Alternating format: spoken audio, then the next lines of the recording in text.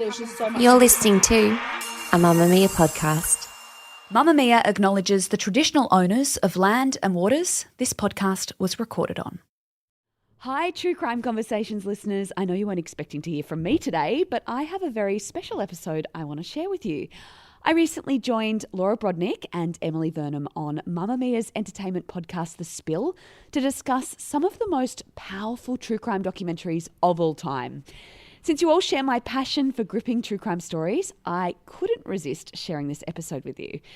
In our conversation, one of the captivating series I spoke about was Con Girl, which dives into the life of Australian con artist Samantha Azzopardi, something you might recall from our latest True Crime Conversations episode.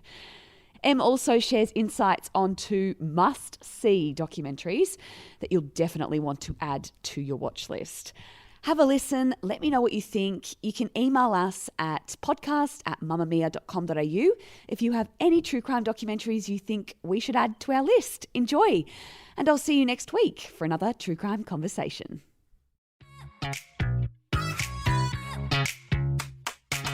From Mamamia, welcome to The Spill, your daily pop culture fix. I'm Em Vernem. And I'm Laura Brodnik.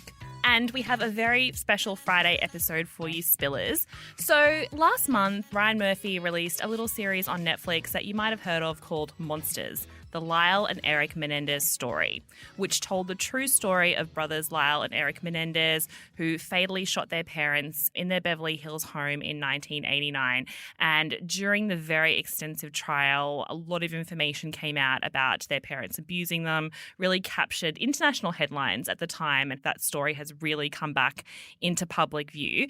And then recently, the Menendez Brothers documentary also came out on Netflix. Netflix just competing with each other? Well, exactly. Well, there was so much backlash that Ryan Murphy series had sensationalized the story and made up different facts, even though it was billed as a drama.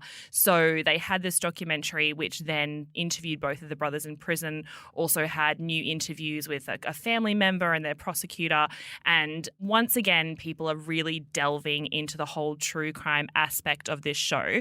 So in honor of this story that has captured everyone's imaginations once again, today's episode of The Spill is dedicated to the very best true crime documentaries and a few you haven't heard of. And as everyone listening knows, I'm not really a true crime gal, so don't worry. I am stepping aside, and instead we have brought in the master of this genre, someone who is across all the ins and outs. It's Jem Barth, host of True Crime Conversations. Hello. What an intro. But yes, I am true crime obsessed. Yeah, so you have the very best recommendations because it is your job to watch pretty much every true crime documentary. It is, and I have watched both Monsters and the actual documentary and everything else in between. Did you have a favourite between them? Which one captured your imagination more? So I watched Monsters first and felt a bit icky the whole time I was watching it, and I didn't properly know the story. So because it happened in the 80s, you know, I'm a 90s baby. Yes. I wasn't across it. You weren't alive. No, exactly. But She's so young and beautiful. Oh, aren't we all? Keep it going. Anyway, so I watched Monsters fresh, not really knowing the story, and I felt a bit icky about it. And I was like, why do I feel like this? And so I jumped immediately into the documentary. And then I went, oh, okay, now I get it. So look, Monsters has a great cast. It's really well shot. It's a great watch. But I think it's a very quite mean telling of that story. It's also very sexy. It's sexy, and there's a lot of like innuendo of the brothers being incestuous, which I've literally just gotten out of an interview with one of the journalists who's been covering this story from the very start. He said that is categorically not true. Yes. So it's one of those cases of where you get a real story and then you kind of like boost it and sensationalize it and almost cartoon-avise it. And these are two men that are still in prison who are trying to get out of prison. I don't love that. I don't love that vibe. Whereas the documentary I thought was, you know, it's so much it's not biased. It's a really kind of authentic retelling of that story. So if you're going to watch it, I mean, I recommend watching both because you kind of get two sides of a coin and you can see how the media can manipulate, you know, the way you think about things. But documentary is definitely the most authentic retelling. Okay, and that is why you're here today and why we're doing this episode, because we have the best true crime documentaries if you've watched the Menendez Brothers and you're looking for more options. Okay, so Emily and Jem will both be bringing their recommendations today. Do you want to kick us off, Jem? Yes, my first recommendation is a 4-part documentary called Con Girl. Now, you can watch this free on 7+. Don't you love a free one? I love a free one. So, Con Girl follows the lives of Samantha as a party. She is a serial Australian con woman who has duped hundreds of people all over the world. She has 74 that we know of, different aliases. 74? 74. I think there's more. Having watched the documentary, I'm like, there's no way it's only 74. That's so much admin to keep track of. To give her credit, she's very smart. It sounds like it. Because she runs a lot of these aliases simultaneously and interjects and kind of mixes the cons in together. It's actually quite a talent. Yeah. If she wasn't doing things that were very criminal and ruining people's lives. To give you an example, she's got Emily, the Russian gymnast, who is like a teenage girl. She was in her 20s at the time. She's got Harper, the 17-year-old au pair. So she's like looking after actual children, pretending to be a teenager. Annika, the Swedish backpacker, who's on the run because her parents are international spies. And she like lures just normal, everyday Australians, a lot of the time backpackers because they don't see the Australian headlines. They don't really know her name at all. And she just ruins these people's lives, emotionally ruins them.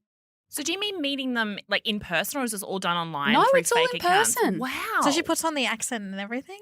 I'm not sure if she put an accent on for the Swedish backpacker, but she literally meets these people in real life. Like, I know that she met Emmy, who she duped with Annika, the Swedish backpacker, at a hostel. Yeah. In Sydney, and then took her on these crazy few months where she made Emmy go on the run with her. She made them stay in a safe house, which was a shipping container in her dad's backyard, which Emmy had no idea about. She thought she was literally on the run in some police safe house. Then she convinced her to go to Canada with her.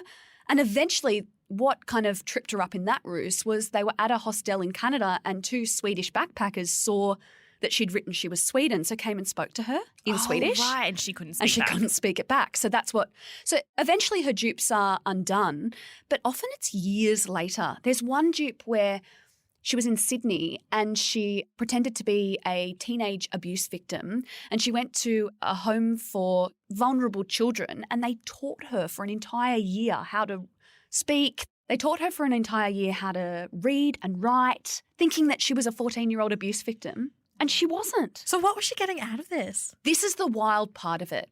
She doesn't get anything from it. She doesn't financially gain, so she's not duping them. What? Yeah. Yeah, I thought you were going to say she was grifting, because I've obviously heard her name and I've read some of the headlines, but I had never delved into what you're saying this documentary has, which is all these crazy stories. But I always assumed there was some sort of monetary gain, that she was grifting these people out of money or something. I mean, she gains monetarily a little bit. So she'll steal an iPad here or there, and she gets accommodation and food and bits like that. But that doesn't appear to be her end goal. I don't really know what her She's end goal is. Addicted to deceiving people. Exactly. Yeah, so to the grift. One of the psychiatrists in this docuseries says that from what they can gather, she is addicted to the deception.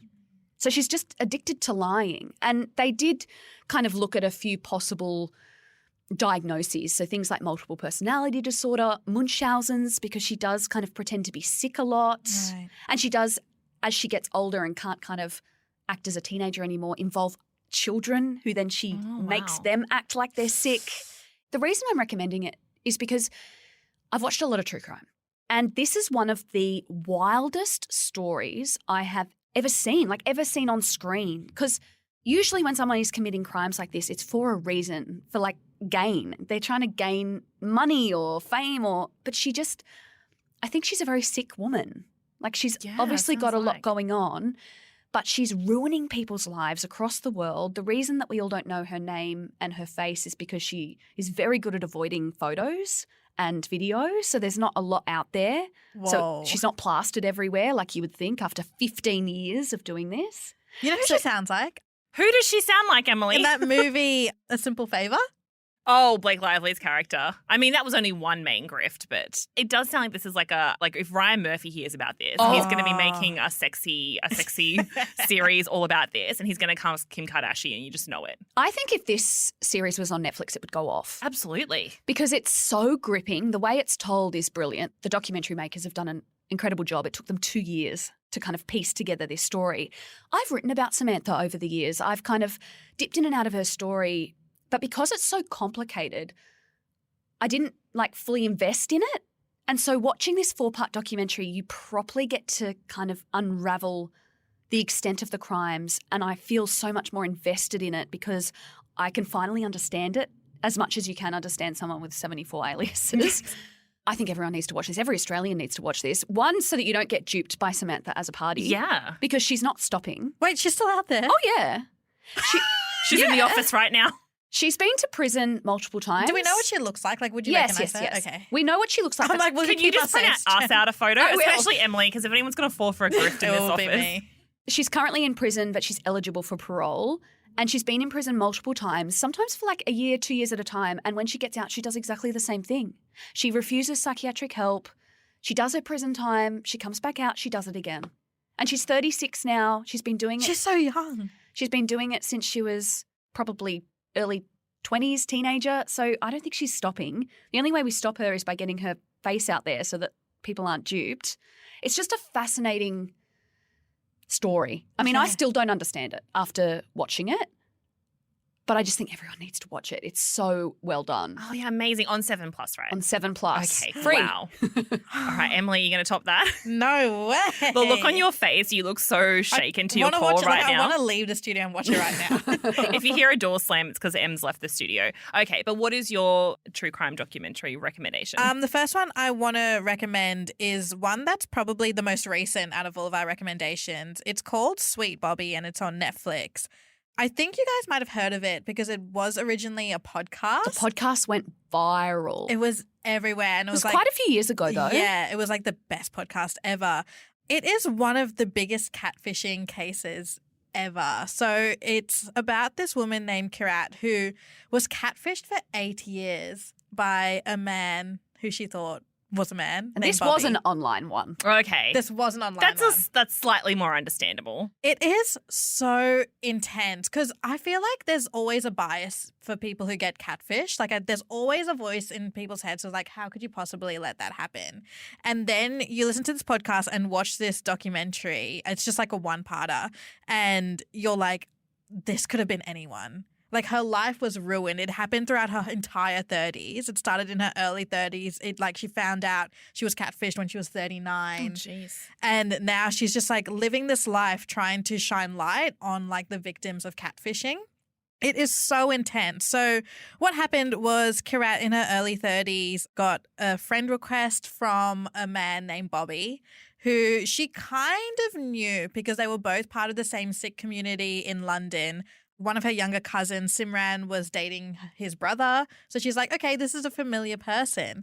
And they started talking. The issue was that both of them were in relationships at the time, but they couldn't stop this kind of romantic connection from evolving. They eventually broke up with their partners and just decided to be in a relationship together. And then things started getting really weird. Every time she wanted to like meet up with him or hang out with him, something went wrong, and not just wrong as in like I can't make it, but like crazy wrong to the point where like he was saying, I've been shot, I'm in witness protection, I'm in the hospital, my heart's about to stop beating. Oh, Jesus. And then she had to like figure out how to deal with all of this. She's obviously like so distraught because like a man she's like in a relationship with is going through all of this. The catfisher made multiple profiles. I think it was said that it was made over 60 profiles of like just connections. So like quote unquote, Bobby was pulling Kirat into these like family group conversations that had like 17 other people who were also talking Why is to this her. sounding like Samantha as a party? It's probably Samantha. It's her. If you've listened to the podcast or watched this, you would know that the person who was catfishing Kirat was her younger cousin, Simran. I forgot about that. I did not know that. This is new information to me. That is so brutal. So Why? brutal. And Simran, because she was much younger, actually started catfishing Kirat when she was a teen. Female cousin. Female cousin when she was a teen. But I guess maybe she just started it and then she got carried away. But how long? 8 years? 8 years. That's too long. 8 years. I mean, she shouldn't have done it in the first place, but like at what point are you like, I have to get myself out of this situation? Like there's no laws in place that's saying Kirat's a victim. The victims that the police are saying is Bobby and Bobby's wife because they're the ones who were being used as catfish. Being impersonated Yeah. online, which is, that's really... And does the documentary have interviews with all these people? Is that how they tell the story? It has interviews with Kirat, Bobby, Bobby's wife, Kirat's parents, they don't interview, like they wanted to interview Simran, but she declined. But they did have an actress, this is kind of sad, they did have an actress stand in with like when they were showing kind of screenshots of Facebook and stuff. But because they were like screenshots and photos of like Facebook images, people thought the actress was the real Oh no, Simran, she and regrets taking that job. She's been on TikTok for the last few days going, guys, it's not me. I'm an actress. I'm an actress, but it is wild. And it's also wild because apparently most catfishing cases are people that are really close to you. Well, they would have to be to know all the information, right? Oh, that's crazy. It's Where so are we watching this again? sad. You're watching this on Netflix. Okay. Is it better than the podcast? No, I think the podcast was better. Sorry. I think the podcast was better, but there's more information now that it's been a few years. I think because it's on screen, Kirat's very reserved because they also, which I feel terrible for her, they play like the voice note she sends him out loud in front of her. Ooh. Like doting on him, going, I love you so much. I can't wait to see you. I can't wait to raise this baby with you. Like no one will ever separate us. While she's sitting in the room. While she's sitting in the room. That's the kind of documentary making I don't like. But I'm still going to watch it. It is so good. And to the point where like even like her other cousins and stuff are like calling Bobby and giving him voice memos. And she'll never get a voice memo back because he's in hospital and he has something wrong with his throat and he can't do it. I feel like so the podcast sad. was that long ago. If you're like me and you have a horrible memory, I mean, I'd forgotten that it was the Yeah, cousin. you were live reacting to I all was that. because even though I listened to it, I honestly think it was like maybe 8 years ago. Like it was Yeah. so long ago that I've kind of forgotten it. It was only when you started telling the story that it kind of was like click, click, click. So I think And even putting if faces to their names. that's why I'm like I need to rewatch. I Yeah. need to watch even though I've listened to the potty. My next recommendation is a little bit darker than both of the ones, even though they were both crimes, obviously, that we're talking about. No one died. Yes, exactly. The documentary I'm talking about is called The Fire That Took Her. It's from 2022 and I've only recently watched it and It sounds scary. I can't stop thinking about it. It follows the story of a mum of two, her name's Judy Malinowski, who was set on fire by her partner outside of a petrol station in Ohio in 2015. She suffered burns to 90% of her body and she was so injured that her own daughters didn't recognise her. Her sister walked into the hospital room and vomited. Oh my She was just so injured. You could, like, all of her facial features had kind of melted. It was And she horrific. survived? Doctors didn't expect her to survive hours. She survived for 2 years. And in that time, she changed history. That's a bit of a hook for you. But she was the first person in history to give testimony. So 3 hours worth, proper court setup, cross-defence, obviously from a hospital bed via court link, at her own murder trial. Oh my Oh, God. So she was giving this testimony knowing that she probably wasn't going to survive and that this testimony would be used to convict the man that had set her on fire. Oh, God, that is horrific. Her own murder trial. Her own murder trial. So it took so many leaps to even get to that point, like legally. This had never been done. They had to go through all these legal loopholes to even allow her to do that. And then once she died, she did die in 2017, so 2 years after the attack, they then had to go through all these loops again to be able to show her testimony in court, and it very nearly didn't happen. So she nearly went through all of that for nothing.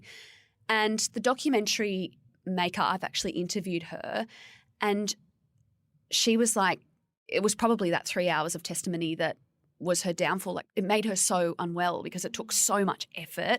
This is a woman that had 7 cardiac arrests, 60 different surgeries. She was in a coma for 7 months. Like, she was never not in pain.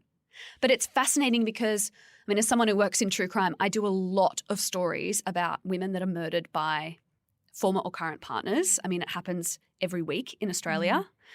And to hear this woman was able to actually explain to a court what he did, what he looked like as he did it, how he reacted, how I reacted, how it felt to be burnt alive. Like, she was so remarkable.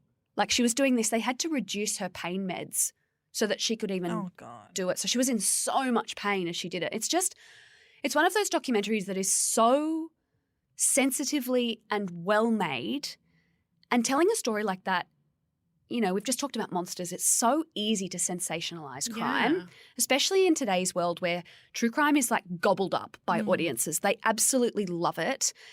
And this does the opposite. It is so beautifully told.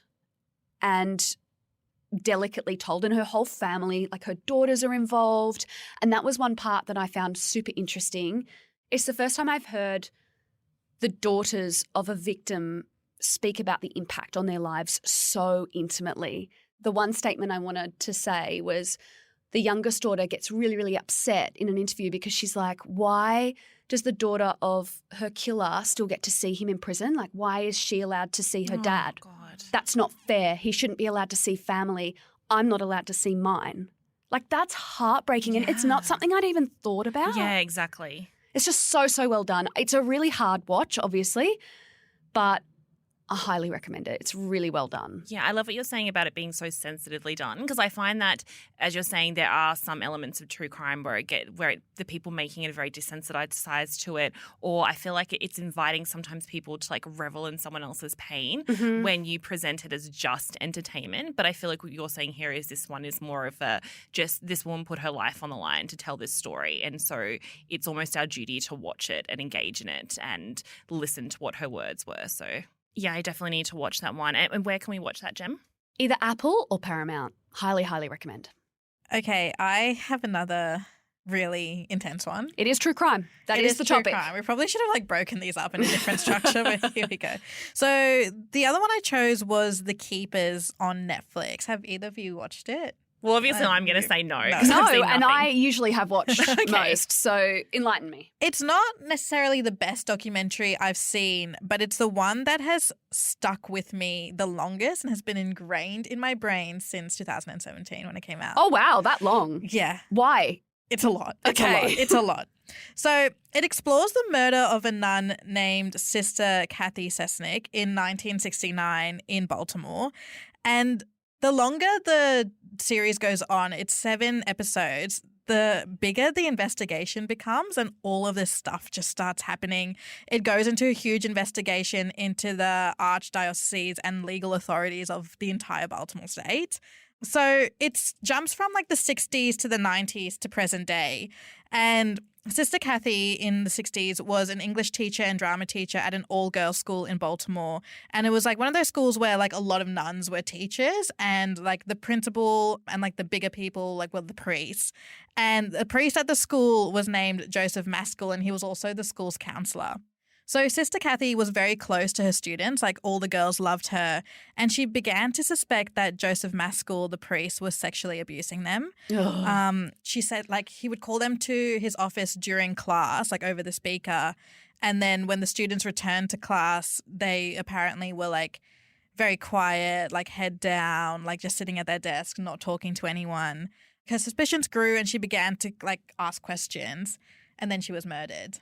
Oh, God. So now we're jumping to 1992, where a former student of Mescal named Jean Wayner publicly accused him of sexually abusing her. She also alleged that when she wanted to speak up during the time the abuse was taking place, that Mescal drove her to the woods where Sister Kathy's body was decomposing and said, "You see what happens when you say bad things about people." So she pretty much was that's so scared into disturbing. silence until 1992. Laura's going to have nightmares tonight. I'm after literally hearing all of never going to this. sleep again. This is why I only watch horror with like demons and vampires, because I know that's not real, I hope. This is too close to home. It I gets don't like worse. it. Oh, God, okay. So Maskell was removed from the ministry but never convicted. He was internally sent for quote-unquote treatment and was told that he can't carry out priest-like practices, although he continued practicing as a psychologist until his death. Stop it. He moved to like Ireland and stuff. It was wild.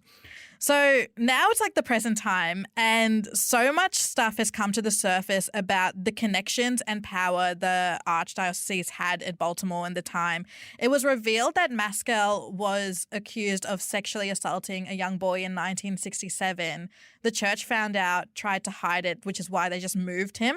So apparently during that time, like whenever priests did something like that, they would just move them to a different parish. So he was moved to the girls' school, which is what kind of like made the abuse so much worse.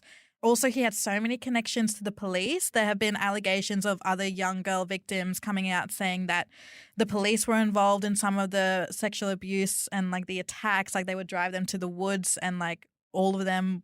It was just like so messed up, including like there's been like allegations that the gynecologist that they send them to would also sexually abuse them. These kind of stories make me so angry because it's not uncommon. in these institutions, not just religious institutions, you know, we've seen it in gymnastics, in like all sorts of worlds where this kind of stuff is happening for decades and then, you know, eventually, once all the damage is done. Tragic. The Weekend Watch. Well, thank you both for all of those recommendations and the nightmares. And of course, we know our spillers love their true crime. So if there's other recommendations that spillers have, make sure to always hit us up on the Spill Podcast on Instagram. We'd love to know what true crime documentaries you love. And now I think that, Emma, you should kick off Weekend Watch because we need something a little bit light. I've got a light one. I mean, I got quite emotional. I did cry while watching it. No, you didn't. Sounds really light. I teared up a little bit at the end. So I watched the latest Vernem film. Don't laugh. We've taken a turn. Have you heard of Vernem, Jem? I've seen the photo and it looks terrifying. Yeah, it's Sony in association with Marvel Film. It stars Tom Hardy. It's the third installment of like the Vernem franchise. It's called The Last Dance. You're not going to like this. No, I can absolutely guarantee you I'm not gonna. My home has found us. Who sent that thing? My creator. Of course. The symbiotes didn't come here by accident. They were running. From what? We have something he needs. As long as Venom lives, everything will end. So basically what Vernem is, if you haven't watched any of the movies, like Tom Hardy is like this journalist in San Francisco and like an alien asteroid hits Earth and then all these like, they call them symbiotes and they are like these like alien gooey creatures that attach themselves to people so they can like transform and take over their life. Sounds real light. Yeah, so this I think it actually is quite light, right? This one named Vernem took over Tom Hardy's character. At first, like he was really evil, but now they've decided to like kind of be together for a year and like kind of like deal with life together. So yeah, so I guess they're like an anti-superhero. But anyway, getting ahead of myself. This last film shows that for the planet to survive, one of them has to die, like either Tom Hardy or I keep calling him Tom Hardy. I forgot his actual name. It's not important. Tom Hardy or Vernem. He just is Tom Hardy in this movie, right? Tom Hardy. He's so hot. I was going to say I'll watch it for Tom Hardy. Literally, that's the whole reason why I got into this series in the first place. And there's like this like he wears like a really nice suit for like most of it. It's really great. But because it is, like, as you can tell with the title, it's called The Last Dance. So I did get quite emotional at the end. I don't want to spoil it because I know you're definitely going to want to watch it. But that is out in cinemas right now. Okay, I'm rushing out there. All right, before I say my recommendation, I should just say that we recently did an episode on comfort shows, which I'll link in the show notes because I feel like mine is also a bit heavy because I'm recommending a new thriller series on Stan called Dead and Buried, which is just what's out this week, guys. I didn't mean it to team up with this. It is a true crime episode. It is a true crime episode. So this is a drama. It's based on a stage play, actually. So, you know, the twists and turns are good and the dialogue is great. So it's about this young mum called Kathy. She's out one day shopping with her son and she bumps into this man called Michael McAllister who killed her brother over 20 years ago and was convicted and put in prison, but she didn't know that he had been released early. So she understandably freaks out and is very upset that she's just come face to face with her brother's killer. She runs home, dives into social media and realizes this man has been out for years. And in that time, he's started a family and he's living this life and people love him. And she's just so enraged that her family was destroyed, her brother is dead, and this man has been given a chance at this second life that she sets out to sort of destroy his life as revenge and take him down. But there's very dire consequences with this because this man has some dangerous people around him and it's 4 episodes. So it's like the perfect weekend binge watch. I won't say any more about what happens, but more people die, more twists and turns. Like the stakes are very high. I thought he'd still be in prison. He served a sentence. While I keep serving mine. Kathy, how old were you when your brother died? You know what happens when you open a can of worms? I just wanted to see all the things he has that my brother never had. Is that how you feel, Kathy? That you're the only one who can see what's going on? How does it end? An eye for an eye. I'm in. Yeah, you guys would love this. Oh, this is that for is people my who love kind of true show. crime. Me too. So Dead and Buried out on Stan now. Thank you so much for listening to The Spill today. And thank you, Jem, for joining us. Thanks for having me. Thank It's you. been a blast. That was amazing. God, if you want to listen to more of Jem, please listen to our podcast, True Crime Conversations. She always hosts the most interesting people. She has a wealth of knowledge. We'll put a link to that show in our show notes. And we will see you back here in your podcast feed at 3 p.m. on Monday. Bye. Bye. Bye.